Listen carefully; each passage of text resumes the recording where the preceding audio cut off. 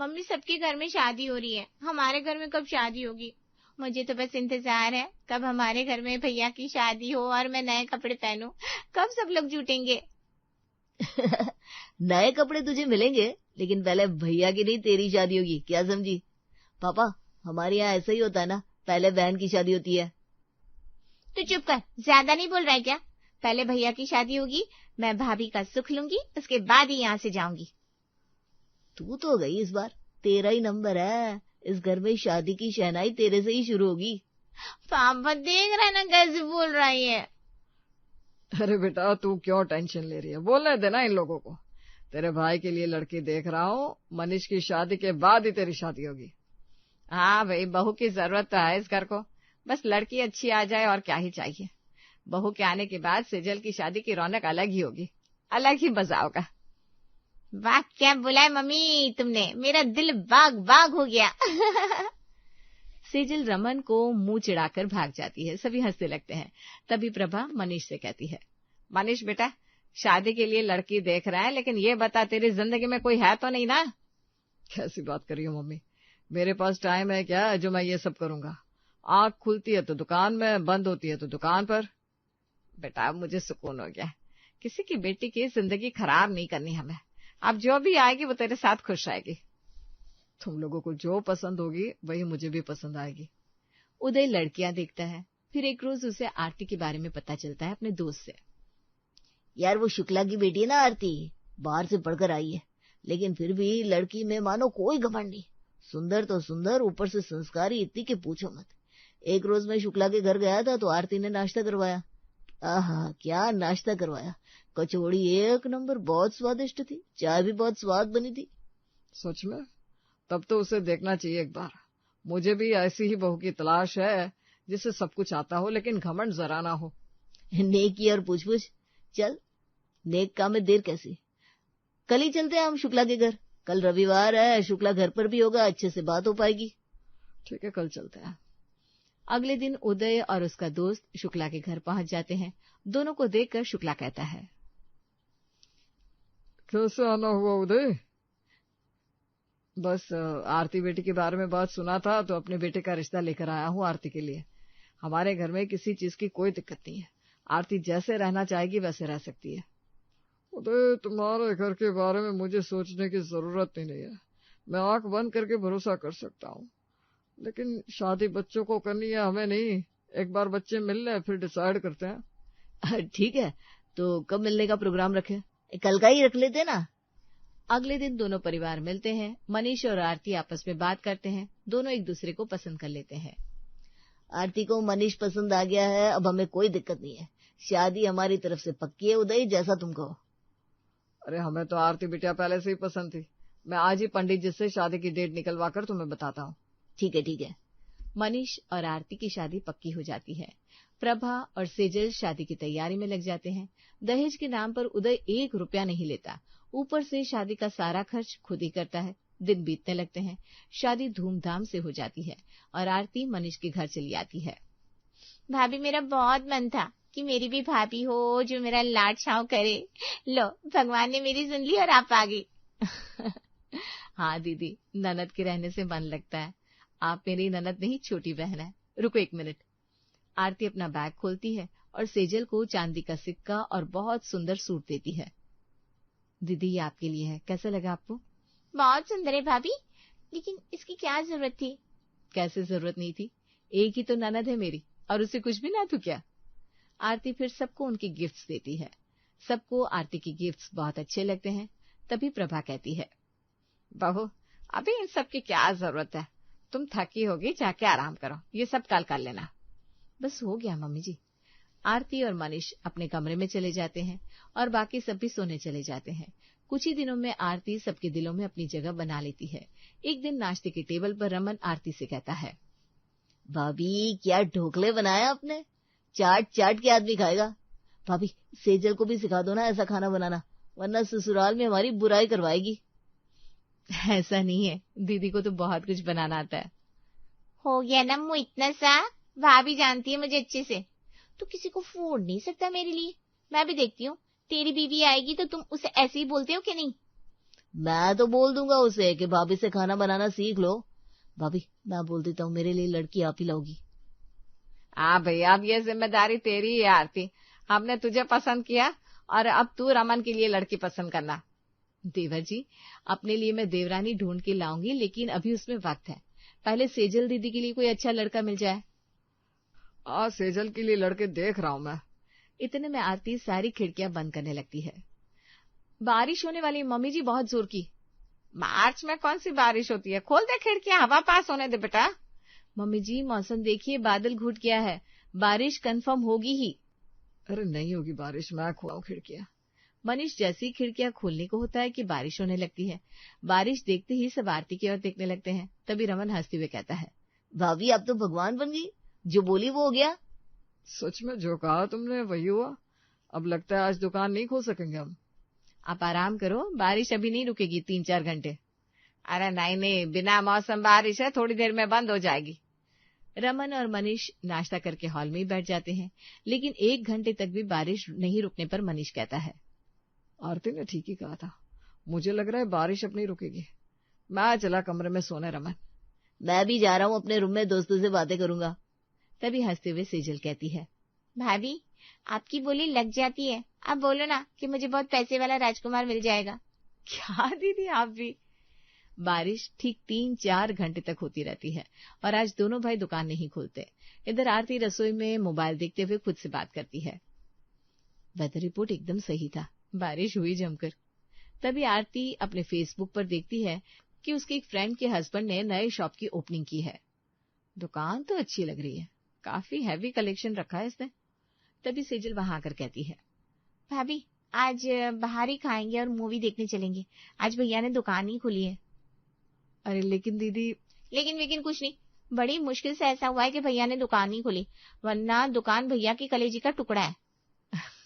ठीक है, तब खाना नहीं बनाऊंगी रात का। अभी कुछ भी मत बनाओ, हम दाल चावल नहीं खाने वाले, प्याज के पकौड़े और मैगी बना देना, बस एंजॉय करो ना मौसम को भाभी। ठीक है दीदी, आरती मन ही मन कहती है। जा तो रही है दीदी, लेकिन बाहर कुछ अच्छा खाने को मिलेगा तब ना। दोपहर में खा पीकर सभी मूवी के लिए निकल जाते हैं।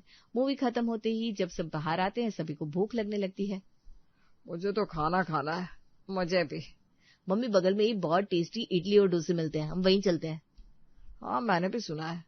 आरती से रहा नहीं जाता और वो कह पड़ती है, वहां कुछ नहीं मिलेगा खाने को, आज कम ही ठेले वाले ने दुकान लगाए होंगे। इससे तो अच्छा होगा कि हम वो सामने वाले होटल में ही चलते हैं।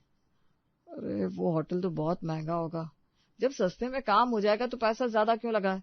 आज दुकान भी नहीं खोला हमने। उसका ठेला ना लगे ऐसा हो ही नहीं सकता, उसके यहाँ इडली खाने के लिए लाइन लगती है। हाँ भाई चलो वहीं चलते हैं। मनीष गाड़ी उसी ठेले की ओर बढ़ाता है और वहां पहुंच के देखता है ठेला नहीं लगा है। तभी रमन कहता है, क्या भाभी किस मुंह से बोलती हो आप, जब बोलती हो उल्टा बोलती हो और वही हो जाता है। ये सब छोड़ो, खाने का सोचो, कहाँ खाना है। चलो हॉल के सामने वाले होटल में ही चलते हैं, अब और कोई ऑप्शन तो है नहीं। वहां जाने में टाइम लगेगा, ऑलरेडी बहुत देर हो रही है। एक काम करते हैं, इससे अच्छा घर पर ही चलते हैं। नहीं, घर का खाना नहीं खाना, होटल चलेंगे हम। मनीष गाड़ी होटल की ओर ले जाता है और देखता है कि होटल बंद है। ये तो बंद है। क्या खाया है तुमने आरती? जो बोल रही हो वही सच हो रहा है, अब कुछ मत बोलना। अब कहीं नहीं जाना, सीधे घर चलो। इधर उधर करते करते दिमाग खराब हो गया। सब घर चले जाते हैं। फिर आरती सबके लिए पुलाव बना देती है, सब वही खाकर सो जाते हैं। अगले दिन सेजल प्रभा से कहती है, मम्मी मुझे सूट लेना है, यहाँ ना एक बहुत बड़ी दुकान खुली है, मुझे जैसा सूट चाहिए वैसा वहीं मिलेगा। ठीक है तो चली जा, लेकर आना। वैसे भी 2-4 ढंग के सूट होने चाहिए, देखा देखी में लगेगा ही। तुम भी चलो ना मम्मी, वैसे भी 2 आदमी रहे तो सही रहता है। ठीक है चलती हूँ, जा तू कपड़े बदल ले, मैं भी कपड़े बदल कर आती हूँ। प्रभा जैसे ही जाती है, आरती उसे रोकते हुए कहती है, आज वो दुकान बंद होगी मम्मी जी, बेकार में जाकर टाइम वेस्ट होगा आपका, और कुछ नहीं। इससे अच्छा कल चली जाना। भाभी दुकान खुली है, अभी नई दुकान खुली है, थोड़ी ना कोई बंद रखेगा, अभी उसे जमाना है। मम्मी जाओ तुम तैयार हो जाओ। सेजल आरती की पूरी बात सुने बिना ही प्रभा को लेकर बाजार निकल जाती है। जैसे ही दोनों दुकान पहुंचती है तो दुकान बंद मिलती है। गुस्से में चिड़चिड़ाकर सेजल कहती है, मम्मी भाभी ने आजकल जब भी मुंह खोलती है गलत ही बोलती है। अरे गुस्सा मत कर बेटा, कल आ जाना। इधर आरती खुद से कहती है, सेजल ने बात ही नहीं सुनी। मैंने अपडेट देखा था फेसबुक पर, दुकान बंद थी। अब सेजल को ऐसे ही आना पड़ेगा। इधर सेजल वापस आ जाती है। दिन इसी तरह बीतने लगते हैं। अब सब आरती को काली जुबान वाली समझने लगते हैं। फिर एक दिन उदय और दोनों भाई दुकान से जल्दी आ जाते हैं। अरे भाई चाय नाश्ते का इंतजाम करो, मैं हाथ मुंह धोकर आ रहा हूँ ताकि फिर आईपीएल देखूंगा। आईपीएल आज है? नहीं पापा जी। भाभी अब कुछ मत बोलना, मेरी फेवरेट टीम ही जीतेगी आज।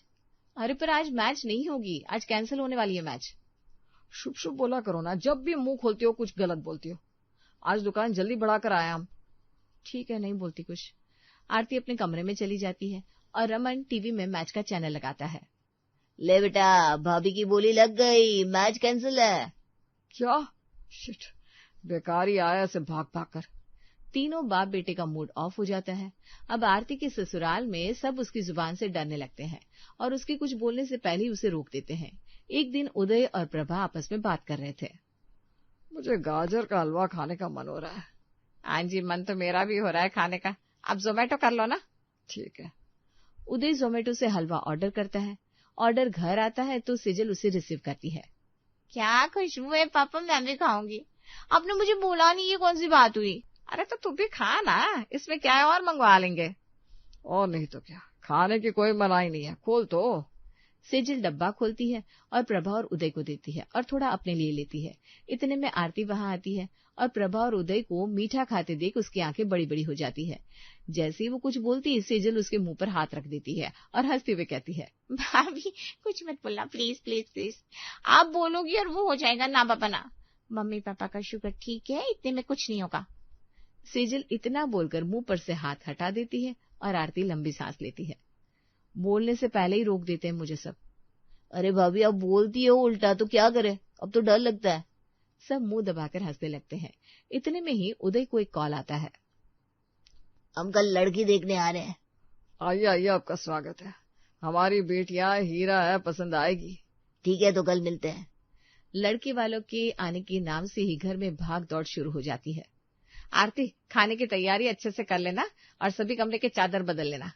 मम्मी जी वो सब मुझ पर छोड़ दीजिए, मैं सब देख लूंगी। आप दीदी पर ध्यान दो, उन्हें पार्लर ले जाओ, फेशियल वगैरह करवा लेंगी। ठीक है, मैं इसे लेकर जाती हूँ। सेजल पार्लर चली जाती है। इधर आरती तैयारी में लग जाती है। अगले दिन सुबह 11 बजे लड़के वाले सेजल को देखने घर पहुंचते हैं। सेजल धीरे से प्रभा को कहती है, मम्मी भाभी के कुछ कहने से पहले उसे रोक देना, वरना इतनी मेहनत सब बेकार हो जाएगी। हाँ भाई, तेरे दोनों भाई है ना उसे रोकने के लिए, तो बेकार में टेंशन मत ले बेटा। आरती रसोई में रहती है। लड़के वाले को प्रभा और उदय बिठाते हैं, सब बातचीत होती है। इधर धीरे से मनीष रसोई में जाकर आरती को चाय लगाने को कहता है। आप जाओ, मैं चाय पकौड़े लेकर आती हूँ। ठीक है। आरती जैसे ही चाय नाश्ता लेकर जाती है, लड़के को देखकर उसके हाथ कांपने लगते हैं। ये विशाल, ये तो श्रेया का बॉयफ्रेंड है। ये सेजल को देखने आया है, ये रिश्ता नहीं होने दूंगी मैं। आरती के कांपते हुए हाथ को देखकर मनीष समझ जाता है कि आरती फिर कुछ कहेगी। वो आरती के हाथों से ट्रे लेकर प्रभा को देता है और आरती को अलग ले जाकर कहता है, कुछ मत कहना, बोल देता हूँ, आज कोई मजाक नहीं। रिश्ता होने वाला है सेजल का, तुम कुछ उल्टा कहोगी और वही हो जाएगा, जो कि मुझे पसंद नहीं आएगा। हमारा रिश्ता खराब हो, इससे अच्छा है कि तुम रसोई में ही रहो। पर बात तो सुनो। अरे कुछ नहीं सुनना मुझे। यहाँ किसी चीज की जरूरत होगी तो मैं तुमसे लेने आ जाऊंगा रसोई में, बाहर मत आना। मनीष आरती को चुप करवा के रसोई में भेज देता है। सेजल सबके सामने आती है और सेजल को देखकर लड़के वाले रिश्ता पक्का कर देते हैं। हमें रिश्ता मंजूर है, सेजल हमें बहुत पसंद आई है। हमारी तरफ से भी रिश्ता पक्का है, बस और क्या चाहिए, बेटी अच्छे घर में चली जाए। ठीक है तो शादी की तैयारी करनी शुरू कर दीजिए और शादी की डेट निकाल कर मुझे बता दीजिएगा। ठीक है ठीक है। विशाल के घर वाले चले जाते हैं। यहाँ पूरे घर में खुशी का माहौल छा जाता है।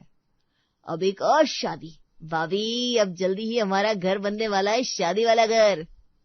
लेकिन देवर जी हमें हड़बड़ी नहीं करनी चाहिए, लड़की का पता लगवाना चाहिए। इससे आगे आरती कुछ कहती, रमन उसके मुंह पर हाथ रख देता है। भाभी आप उल्टा बोलोगे, मैं समझ गया हूँ, इसलिए अब बोलने ही नहीं दूंगा आपको। अब कुछ मत सोचो, बस शॉपिंग करो ननद की शादी की। रमन आरती को बोलने ही नहीं देता। इधर शादी की डेट आ जाती है और उधर आरती अपनी पूरी कोशिश करती है बार बार सबको विशाल की सच्चाई बताने की, लेकिन हर कोई आरती को बोलने से पहले ही चुप करवा देता है। अपने सामने अपनी ननद की जिंदगी खराब कैसे होने दूं मैं? लेकिन मैं कर भी क्या सकती हूँ, कोई मेरी बात सुनता ही नहीं है। इतने में आरती देखती है कि सेजल मुस्कुराती हुई बाहर से आ रही है। क्या हुआ दीदी, इतना मुस्कुरा रही हो? विशाल से मिलकर आ रही हूँ भाभी, बहुत अच्छी है वो, उनकी फैमिली भी बहुत अच्छी है। दीदी कहीं जल्दबाजी तो नहीं हो रही ना? भाभी प्लीज आगे कुछ मत बोलना, मेरी शादी अच्छे से हो जाने दो, फिर जो बोलना है बोलना। सेजल अपने कमरे में चली जाती है। इसी तरह दिन बीतने लगते हैं। शादी की तैयारी जोर शोर से चलती है और देखते ही देखते शादी का दिन आ जाता है। सेजल बहुत खुश रहती है, सभी नाचते रहते हैं। बारात दरवाजे पर आ जाती है और आरती की धड़कन बढ़ने लगती है। अब नहीं बोला तुमने आरती, तो फिर खुद को माफ नहीं कर पाओगी। जैसे भी हो अब बोल दो। बारात का स्वागत अच्छे से होता है। जयमाला होने के बाद दूल्हा दुल्हन फेरे के लिए बैठ जाते हैं। आरती मनीष के पास जाकर उससे कहती है, मनीष ये शादी रोक दो। तुम फिर शुरू हो गई, मुंह बंद रखो और जाओ यहाँ से। मनीष आरती को कमरे में बंद कर देता है। इधर फेरे होते हैं, उधर आरती का खून सूखते रहता है। आरती दरवाजा बजाती है और कोई मेहमान दरवाजा खोल देता है। आरती भागती हुई मंडप पर पहुंच जाती है और सिंदूरदान होने से पहले कहती है, ये विशाल मेरी सहेली श्रेया का बॉयफ्रेंड है और उसे डेट कर रहा है अभी भी। सेजल तुम्हारी जिंदगी खराब हो जाएगी। क्या? सेजल मंडप से उठ जाती है और विशाल को सच मानना पड़ता है। उदय बारात वापस लौटा देता है। बहू तूने पहले क्यों नहीं कहा ये सब? मम्मी जी कोई मुझे कहने दे तब ना। सब मेरा मुंह बंद करवा दे रहे थे। सब बोलते जब भी बोलती हूँ खराब ही होता है, तो मैं क्या करती। सेजल रोने लगती है। भाभी फिर भी आपने मुझे बचा लिया। चलो जो होता है अच्छा होता है। शादी हो जाती तो क्या होता, उससे पहले तो मैं बच गई। भाभी अब आपको कोई नहीं रोकेगा, जो बोलना है बोलो।